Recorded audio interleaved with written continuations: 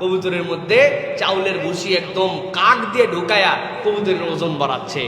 Scale যেগুলো বাংলাদেশে আছে, স্কেলগুলা বেশিরভাগ টেম্পারিং করা।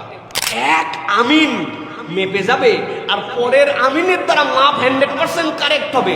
আমি একবার জাপানে ছিলাম, আমাদের এক ভাই তার ওয়াইফের কাছে জিজ্ঞাসা করলেন যে তুমি কি দিবা, তো সে বললো জাপান থেকে আর কি আনবো, আমার জন্য একটু পার্ল নিয়ে আসো, তবে শোনো জাপানি পার্ল কিন্তু লাগবে, মুক্তা। আমার ধারণা ছিল ভাই মুক্তা আবার কি, মুক্তা শুনতে অনেক দামি শোনায়, কিন্তু আমি অনেক জায়গায় গেছি বেড়াতে, যাওয়ার পরে দেখছি যে শামুকের মধ্যে দিয়ে ফাঁকা করে 50 টাকা দিয়ে একটা মুক্তা দিয়ে দেয়। আমি মনে করছি এরকমই বোধহয় দাম হবে। তবে তো যাওয়ার পরে 30টা দানার একটা সাইজ থাকে, ওদের সাইজের একটা মালা, কত দাম ধরেন বাংলাদেশি টাকায় 5 লাখ টাকা দাম। তো তাকে জিজ্ঞাসা করলো যে is this the pearl of Japan? No no, this is the pearl of Australia. তো বলতেছে আমার ওয়াইফ তো আমাকে বলছে যে জাপানি পার্ল নিয়ে যাওয়ার জন্য। বলতেছে I know a shop, please come with me, আমি এরকম একটা দোকান চিনি, চলো আমি তোমাকে দেখাই দিচ্ছি। ভাই জাপানি পার্ল চিনার জন্য আলাদা কোনো মিটার, আলাদা কোনো ধরনের ওই রকম জিনিস, আলাদা ওই রকম কোনো কিচ্ছু নাই যে কোষ্টি পাথর দিয়ে আপনি এটা জাপানি বুঝবেন।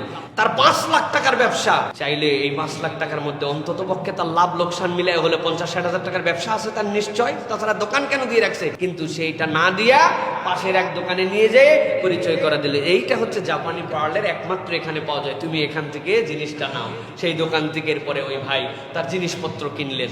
আমি চিন্তা করলাম সুবহানাল্লাহ, এদের কাছে ইসলাম নাই কিন্তু এরা মুসলমানিত্ব নিয়ে আছে, আর আমাদের কাছে ইসলাম আছে আর আমাদের মধ্যে মুসলমানিত্ব নাই। কথা ঠিক কিনা?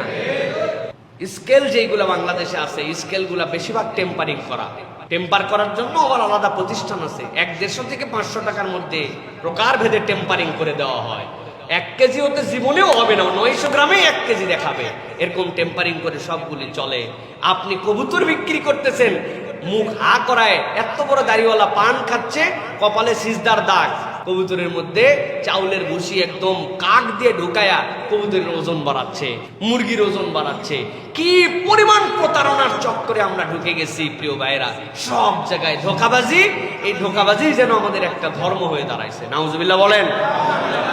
আপনাদের মধ্যে কারা কারা ব্যবসা করেন আর ধোঁকা দেন একটু বলেন তো ভাই। আগের দিনের তরকারি পরের দিন পর্যন্ত চালায় দিচ্ছেন মানুষজনের জন্য, হ্যাঁ, নাপাক হারাম বাজে জিনিস এগুলো খাওয়াই দিচ্ছি। ভাই আল্লাহ রাব্বুল আলামিন এই জন্য বলছেন ফাঁকি দিও না, ওজনে ঠিক দাও। আউফুল কাইলা ইযা কিলতুম ওয়াজিনু বিল কিসতাসিল মুস্তাকিম।